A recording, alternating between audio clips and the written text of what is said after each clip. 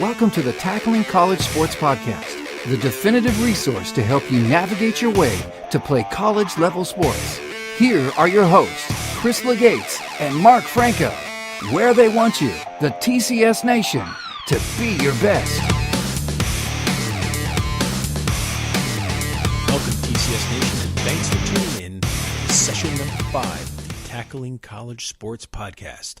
I'm your host, Mark Franco, and alongside me is my co-host, my cohort, and partner in crime, Chris Legates. Today we have the pleasure of interviewing Kelly Buikus, the head women's lacrosse coach at Ave Maria University in the lovely state of Florida. You're going to hear Kelly's reaction to the type of talent she's dealing with here on the TCS Nation. And on a more serious note, you'll hear some of Kelly's favorite quotes, a couple of books that she's really excited about, and how Kelly has helped build this program from the ground up. So get a beverage, find a Barcalandra, sit back and relax. It's going to be a good one. Kelly, good morning. How are you? Good. How are you? Doing well. Thanks for joining us today on the Tackling College Sports Podcast, where Chris and I are quickly thought of as the Pitt and Clooney of the podcasting community. Yeah, we have a face for radio. Face for radio. Kelly, can you give us a little bit of background on how you got to the position you are in today, which is the head women's lacrosse coach at Ave Maria University in Florida? Sure. I played lacrosse in college. I was actually on the first team at, then it was St. Joseph College, now the University of St. Joseph. And I also played basketball there. Really loved my experience there as a dual sport athlete. I didn't really know what I wanted to do after I graduated, so I decided to start coaching. I kind of fell into it. Some opportunities kind of, came about. I helped out with my then college coach that next season after I graduated, and then I coached at the high school level as well. Absolutely loved it, fell in love with it, fell in love with the girls and, teaching the fundamentals, and wanted to see if that could be something I could do in the future. From then I went on to Hood College as a graduate assistant. I was there for a year, and then there was an opportunity not too far away to become a head coach and an assistant athletic director at Wilson College in Pennsylvania. I was there several years, and now I'm at Ave Maria in beautiful Southwest Florida, growing the program from the ground up. Wow, so you gave up living the life of snow and cold weather in Pennsylvania to go to Florida? I know, it was a hard move. I did spend a year after Pennsylvania back in Connecticut. Again, I was coaching at the high school level, and when the opportunity arose at Ave with the beautiful weather, I could not turn it down. One of my dreams was always to, start a program very similar to what I had experienced as a student athlete. So when that opportunity came about, I had to jump at it. Sure. Excellent. Chris, go ahead. Hey, good morning, Kellen. Again, thanks for joining us on Tackling College Sports Podcast. We go back a long way, and it's a pleasure to see you doing so well down in Florida now. One of the things that's kind of intriguing is you just mentioned, what were some of the challenges in starting up a brand new program? Sure. Florida lacrosse is definitely growing. It's expanding like crazy. I remember, when I was at Wilson, recruiting or looking at kids from Florida, even a couple years ago, and always had a really good athletes from this state. Even if you look at other sports, really good athletes. They can train year-round outside, which is a huge benefit. It's just expanding and growing like crazy. There's so many high school programs now. There's a lot of, a lot of club programs, but there's not a whole lot of people that know about what we do at the NAI level in lacrosse. So I think educating people about that we are a varsity sport, that we do give athletic scholarships was a huge thing for me. And just kind of letting people know that we're looking to build, a championship level program, and kind of getting people to buy in was probably the most daunting task at first, when I was growing this program last spring.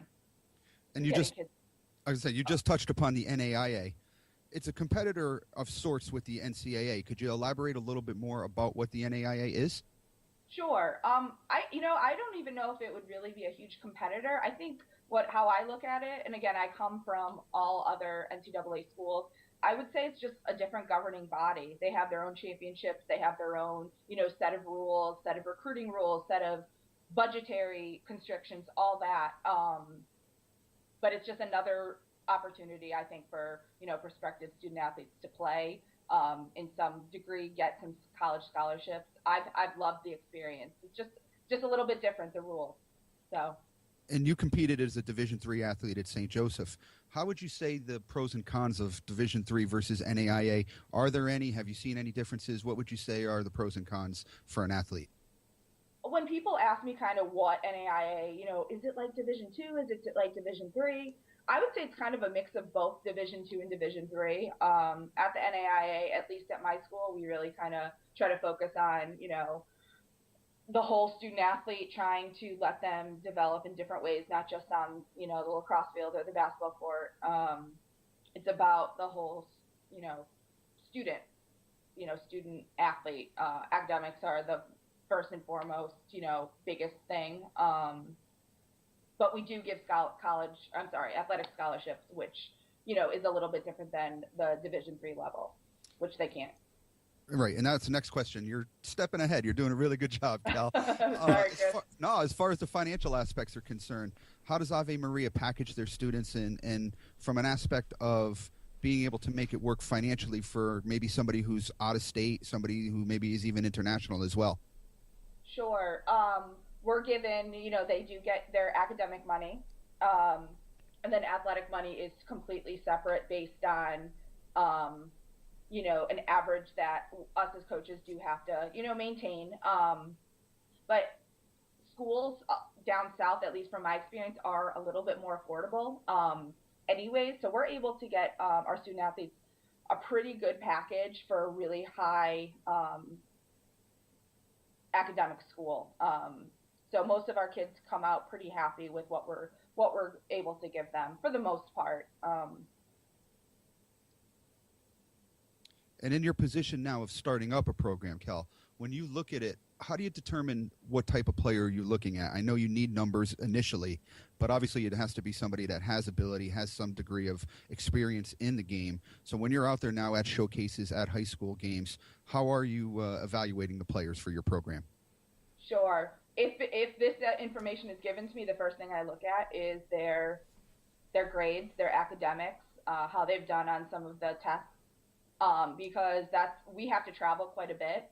If they can't get it taken care of in the classroom, they're not going to even see the field. So I would say that's first and foremost. Second, I'm really looking for players that want to come into a program and make an impact right away. I'm looking for leaders, girls that can really buy into what we're trying to do is really important to me. And they want to be an asset right from the get. So there's a lot of opportunities at this point in the expansion of, college lacrosse as a whole. There's so many new programs kind of sprouting up. You'll hear about them so much. And, other coaches are kind of going through the same growing pains as I am as we're trying to build into, a highly respected program. Awesome. Mark? Thanks. Kelly, can you tell us what the biggest obstacles that you find are facing athletes in college from perhaps a social standpoint, class management, so on and so forth? Sure. I would say with just my student athletes, and again, I'm speaking for my team, they want to do everything. They want to be able to be, class president. They want to be a member of student government. They want to be, a leader on the lacrosse field, and, time management skills, I think, is the biggest thing, especially freshmen have a hard time doing. They just want to be involved in everything, which I think is great. But I just think, the time management and knowing when and where and how and why you have to do things is really, really important. And having a lot of freshmen this year for me, that was interesting. But Do you find that the freshmen often come to you to seek advice about what they should and shouldn't do? I mean, it sounds like they're spreading themselves extremely thin. I think it would be a little bit of both. I think part of it is just, some awareness as a coach, kind of seeing that they're involved in a whole lot. And again, that's what I love about, the level I'm at. They're not just lacrosse players, in the community. They're looked at in all different ways, and that's great. And that's what I loved about my experience. Sure. But it's also knowing what comes first. Got it. Not athletics. It has to be, your student first. Sure. First and foremost. Got it. Excellent. So. Next couple questions we ask every guest that's come on the podcast. Do you have a favorite quote? I love quotes. Oh, good. I do. Some of them are, the ones that you hear all the time. Like, I love Vince Lombardi. The harder you work, the harder it is to surrender. Sure. That's a huge one. In all my packets that I give my kids, there's always quotes and quotes. They're always like, why is our summer workout packet, 60 pages long? I'm like, don't worry, 10 of them are just quotes on one page. Yeah, 45 pages of quotes. Yeah, I know, right? They always look at it with their, really, coach? Really? But yeah, that's one of my favorite ones. A big one for us this year was trust the process. I don't even know if that's really a quote more than just a slogan. We went through some hard times. We had some huge losses this year as the new program, and just knowing that there's bigger things, and it's a process. It's not just an end result. And then those are two that I really like. Do you find the kids on your team adopting those and walking around saying trust the process? I don't know if I've ever heard them say, but social media, they tag, and I don't even know what half the things are called, but they like they're hashtagging it. Yeah. Yeah, I've learned, but I think that's what it is. And, the girls were really, we call the team Team One, and that's been a big hashtag for them. Nice. So that they bought into, yeah. Sure. Excellent. How about any books? Anything that you can suggest on that front? I'm not the biggest reader, but especially during, the summer months, or, when I'm on the road recruiting, or I'm on, at the airport, that's when I usually get some of my reading in. I love Mind Gym by Gary Mack. It's more of like a sports psychology, like why we do the things we do, and kind of that the mental game is, just as important as the physical part. So that's a really good one. Oh. And then John Gordon, I love. I think he's phenomenal. He's written a bunch of different books about, team management and all that, but sure. As well as like the business sense. So he's awesome. Energy Bus is my favorite one that he's written. Excellent. Chris, go ahead.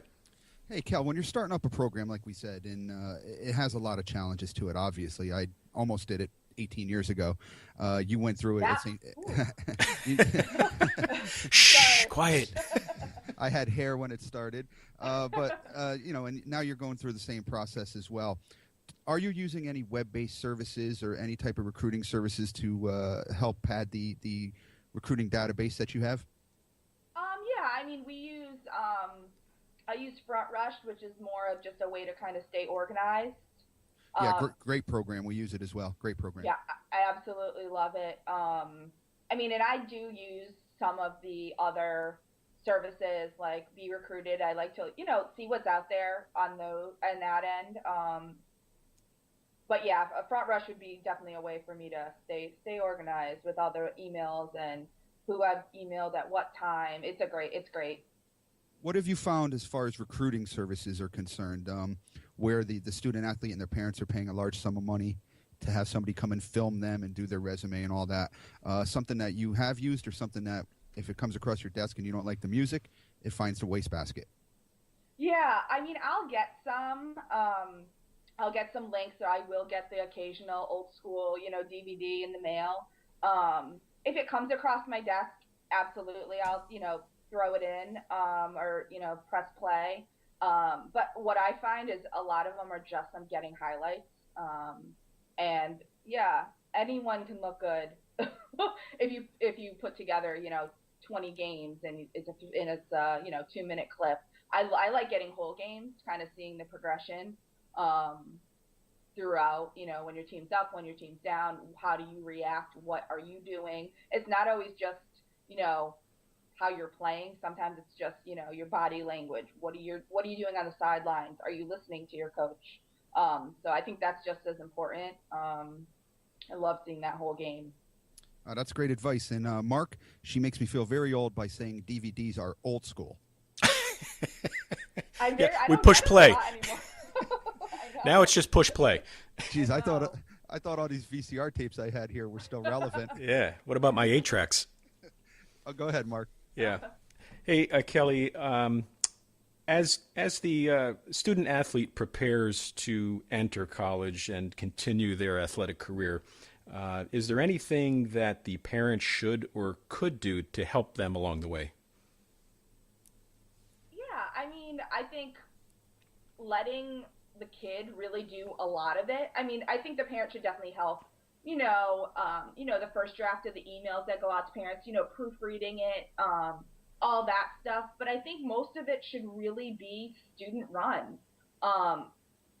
Early on in the process, I don't like getting emails from parents unless it's, oh, what time are you picking up, Susie at the airport? Things like that, that's fine. But, those initial emails need to come from the kids. The initial phone calls should be coming from the kids or the club coaches. So I really like when the students are more involved Right. than the parents. Sure. Great, getting to know the parents and getting to know them on a different level as well. But they're not the ones that are going to be, on campus in the fall or, in 2 falls, whatever. So parents just need to support, I think, is the most important thing, kind of giving them the opportunities to be seen. Right. And as we always say here, that when you're sending the emails out to several coaches, make sure you change the name. Oh, yeah, those are the worst. Those are the worst. Tell the audience what you do with those. I laugh and then I delete it. Really? Thank you. It's horrible. But it's happened. It happens, and, as technology is getting better and better, there's still those little things, and, it'll go to the wrong, or if it says the wrong school or I've gotten some for the wrong sport as well. Oh, wow. So I don't know if there's like we have Front Rush, I don't know if there's, things that go out to a bunch of student or coaches at the same time, but I'm getting all of them. So take your time, take a breath before you hit send.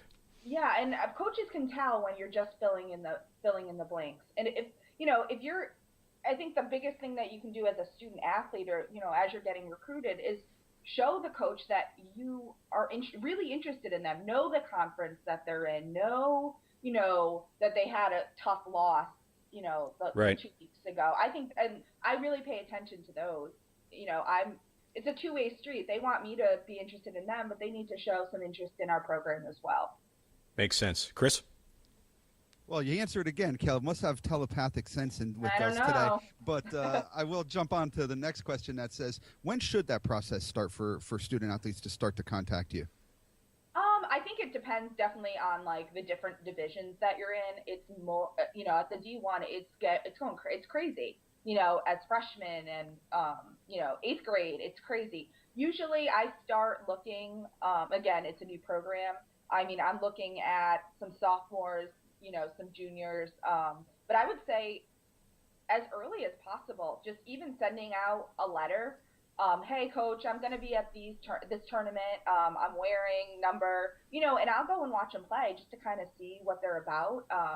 We also don't have as many limitations recruiting-wise at the NAIA level. I can go and email that kid. I don't have to go through, club coaches or high school coaches in that regard. So that makes it a little bit easier for me. But, yeah, the sooner the better, just to kind of get your name out there. Coaches have, spreadsheets, and they want to see you play. They want to get to know you, and sometimes, start those relationships as soon as possible. At Ave Maria, again, resources at schools are getting tighter and tighter. Some schools are more tuition driven. Some are more based with what the past and what money alumni has run. or has raised. But in the cases of a school like Ave Maria, do you have the resources of strength and conditioning coaches, good training staff, and are you employing any sports psychologists as well? Sure. At this point, we're actually a brand new school. We've only been, I think I'm gonna get in trouble if anyone hears this. I think it's like that 11th year of the school, so it's a brand new so we don't have the alumni base like a lot of other schools have at this point. So at this point, we don't have, a strength and conditioning coach. A lot of what we do is things maybe I've done as a student athlete, or used other things that I've used at other schools. But we do have a pretty rigorous training, strength and conditioning. But no, we don't have a sports psychologist, except for me. Sometimes I feel like it. But yeah, no, we don't have those resources available to us at this point. And I'm going to switch over just a little bit now. A problem or a benefit that wasn't around when you were playing lacrosse at St. Joseph, and God knows wasn't around when I was playing soccer at University of Hartford, but this day and age now, social media is pretty prevalent and prominent on college campuses. How does it help you as a coach? And number two, how do you have to sort of police it for your student athletes? Sure. I think it can be a great tool. Kind of just getting the name out there has been huge for us. That Ave, a lot of people don't even know who we are. A lot of people, now know we have a lacrosse program through social media. So that's been a great tool for us. With my student athletes, they're all on it. They're all on it too much. It's such, and it's great. It's great. They like to, take pictures of everything. But we haven't had any real big issues. We do follow all of our student athletes on, Twitter and Instagram and all that. And I think it's important just because they have no clue that, nothing is, if it's private, it's not really private. That stuff can haunt you for the rest of your life. One stupid picture. I mean, I think I was thinking about this, and I think I was a sophomore or junior when Facebook came out. Mm-hmm. So it wasn't even something like I had for 4 years at St. Joe's. And I remember it being like the biggest thing. You had to have an EDU, and now like grandma can be on it. Weird how it's changed. But I think it's been a great thing for us. We're on, Twitter, and we're on Instagram, kind of showing like a day in the life of kind of what we do has been a cool thing. But with my student athletes, I just kind of try to, let them know that nothing's private. It doesn't matter if you're private. If you couldn't say it, let's bring grandma back into it. If you don't want to say it to grandma, maybe you shouldn't be posting it. Would it embarrass your grandma if she saw that picture of you? Think again, so. Good advice. Do you have any policies in place, Kel? Does the department have any, or do you have contracts that your student athletes have to sign before the season? Yes. Social media wise, not so much. They're expected to, follow us, and that's kind of just a support, and just so we can kind of, keep an eye on what you're doing. It's not really I don't really care. It's more to just protect them. So, but we haven't had any issues yet. So that's been good. Awesome. So. Mark. Callie, we got a couple more questions before we wrap up. If you could give the audience perhaps your best piece of advice to parents and also to students. Sure. To parents, I would just say, know what your child's ability is, and support them in that. I think a lot of parents don't really know, or they have some false hope, or they think their kid's sometimes a little better than they are. I think it's just to be really honest with your kid about what level or what division or that they want, and also just to listen to your kid. Mm-hmm. Sometimes they want to have a bigger, a different college experience than a Division I athlete. They want to be able to come home on the weekends, or they want to be able to have a job, or do other things. And sometimes I think parents are, especially at the club level, they kind of get a mindset that my kid has to commit as a sophomore, and it becomes more of that game. So just be really supportive and really listen to your child. Sure. So, and as you know, it's kind of the same thing as a student athlete. Kind of try to find out what kind of experience you want, and then ask someone that you trust, and ask your club coaches, and say, where do you see me fitting in? Because I see that a lot, that some kids are committing as really early, and they think that they know what they want.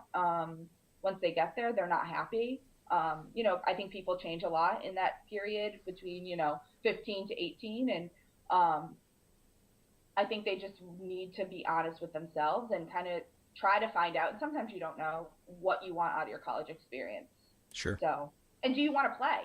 I think is really important. And that's something that at my level, I can really, I can't guarantee it, but there's a lot more opportunities to come in and play right away.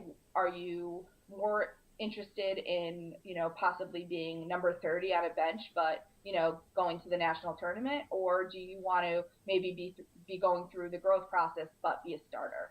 Right. And it's all about personal preference. Not one isn't better than the other. It's just what you want out of your experience. Right. Got it. Okay, Kelly, how can listeners get in touch with you? Sure. You can follow us on Twitter at Gyrene Lacrosse, Gyrene Lacrosse. And then you could always check out our website. It's www.avemariagyrene.com. Excellent. And also, Kelly, do you have any other programs that you want to promote at the moment?